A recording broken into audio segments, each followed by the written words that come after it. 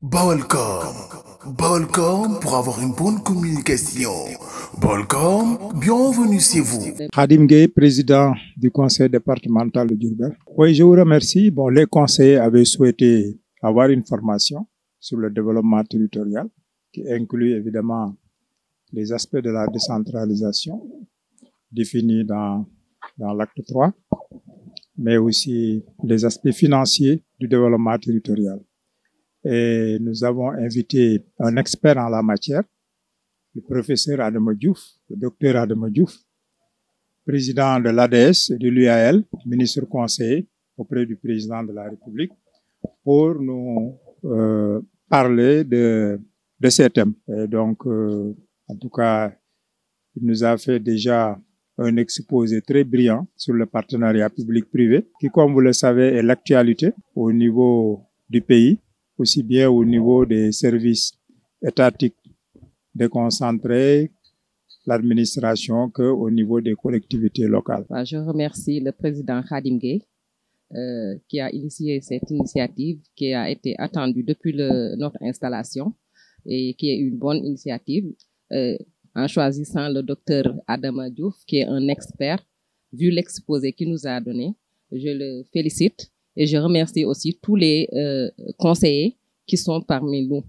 Et vous, je vous remercie et j'espère que au sortir de cette formation, chacun des conseillers sera outillé et saura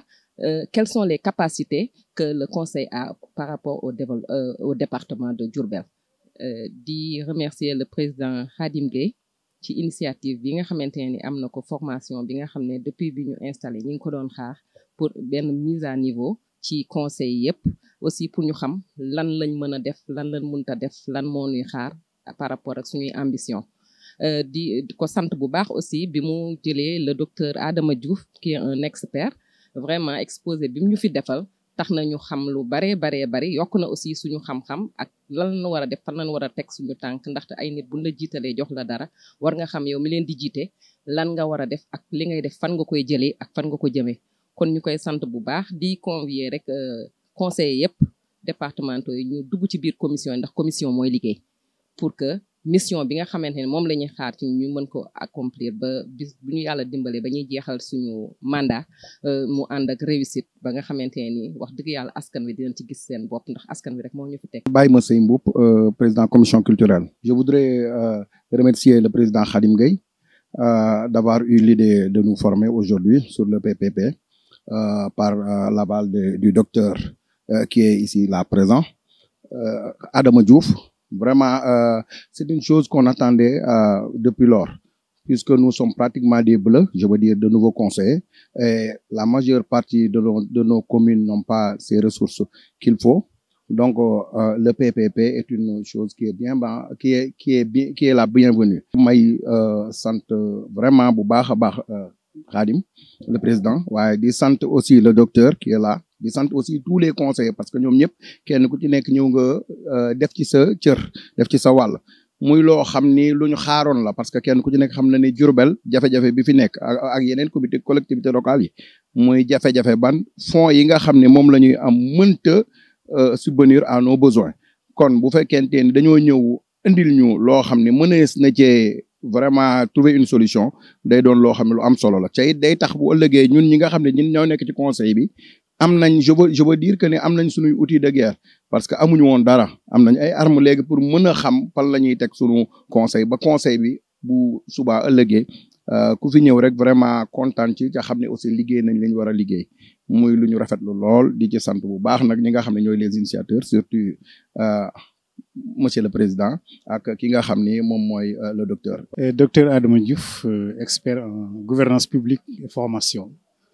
Vice conseiller, président de l'association des départements et de l'Union des associations des locaux du Sénégal. Oui,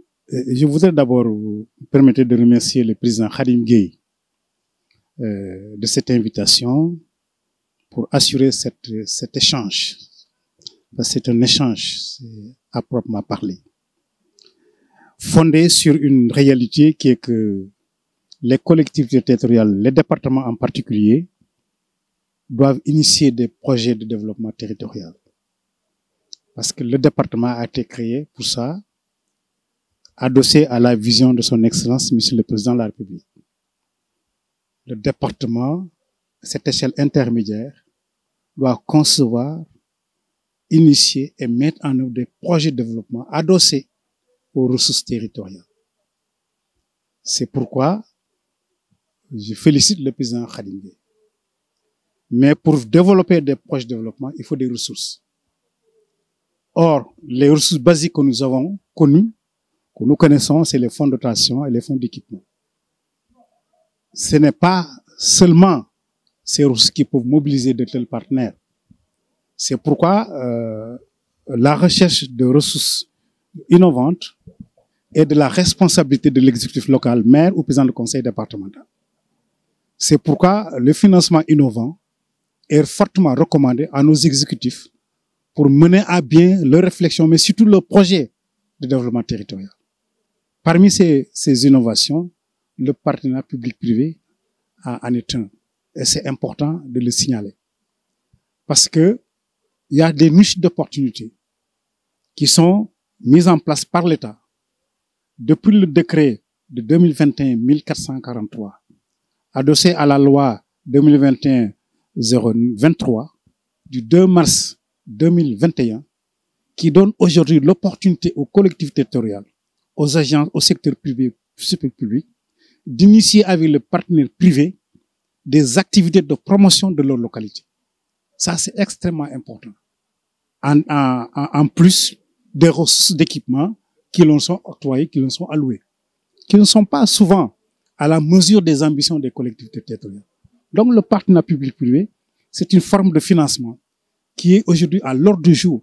C'est pourquoi je salue cette initiative qui consiste maintenant à faire une session de formation à leur endroit, à l'endroit de ces conseillers, pour que nul n'en ignore et qu'à partir de maintenant, on a des yeux ouverts sur les perspectives heureuses que le département de Diourbel, tout département qui prend en charge ces questions de développement territorial, adossé à les ressources innovantes, comme les fonds climat, le partenariat public-privé et tout autre fonds qui serait à la disposition de la collectivité pour promouvoir le développement local, lutter contre la pauvreté et promouvoir l'emploi des jeunes. Voilà pourquoi je salue cette initiative. Xam nga boo seetee code général des collectivités territoriales,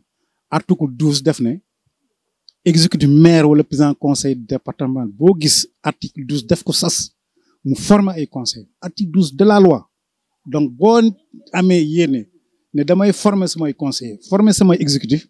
dañu bëgg lool sant ko gërëm ko ci initiative boobu. La ca tegu mooy pourquoi ñu former nit ñi moom liñ ko sas mooy en tant que promotion du développement économique local def ay monte ay projet de développement ay programme de développement te peut-être xaalisam sax motewu ko lañ koy jox ci fonds d'équipement naan fonds de concours ak fonds de décentralisation un fonctionnement moo ko tax a jóg day bëgg nag bu fekkee ne li muy mébét mën dana antu pour département Diourbel mu wuti yeneen financement yi partenariat public privé loolu nag opportunité la ndax gouvernement bi dafa gën a ay loi yu bees depuis 2021 yàggal na nag 2004 ñu modifié loi bi 2009 2010 ba 2021 loi bu bees bi 2021-023 du 2 mars 2021 président de la République génne loi boobu pour partenariat public privé collectivité locale établissement public yëpp ko xam ne ba nga doxal sa dëkk doxal sa réew doxal sa collectivité nga mën a xaar fan ngay jaar ba am ay financement ak partenaire privé ndax ñun tam ay doomu réew lañ war nañ leen boole ci liggéey bi moo tax ma rafetlu ko yaakaar naa waxtaan bi jaar na yoon li ci am solo mooy ñu taataan ko ba li mën a jël fu mu mën a jëriñ ëllëg véritablement pour le compte de la collectivité, peut-être le département ou la commune. Oui, bien sûr, c'est bénéfique parce que il nous montre comment il faut s'y prendre pour nouer un partenariat public-privé et aussi quelles sont les contraintes à respecter, quels sont les problèmes à résoudre. Enfin, quel est le cheminement, en tout cas du début à la fin, pour que ce partenariat soit bénéfique aussi bien pour nous que pour le partenaire privé. C'est-à-dire c'est un partenariat gagnant-gagnant. Donc, il va revenir en détail plus que moi sur ça. Mais en tout cas, nous sommes satisfaits de son exposé. Kon ñu ngi sant bu baax professeur Adama Diouf jiite association département jiite union des associations élus locaux nekk ministre conseiller auprès de monsieur le président de la république ñëw defal ñu formation ci la jëm ci nu ñuy yore collectivité locale ak itam yan jumtukaay la collectivité locale ci la war a wéeru pour mën a doxal li nga xam ne moo tax ñu taxawal collectivité locale ci wet boobu li ci gën a am solo mooy lu bees lu nguur gi indi mooy ne léegi collectivité am na droit liggéey ak ab privé pour defar ay projet moo xam ci jàng moo xam ci sport moo xam ci mbay moo xam sax ci industrie ak lu mën di nekk léegi collectivité mën na am partenariat ak benn privé seet ni mu ko war a faye privé bi aussi seet ni mu ko war a defaree ba moom itam bu ci dugalee alalam jotaat ko lépp nag ci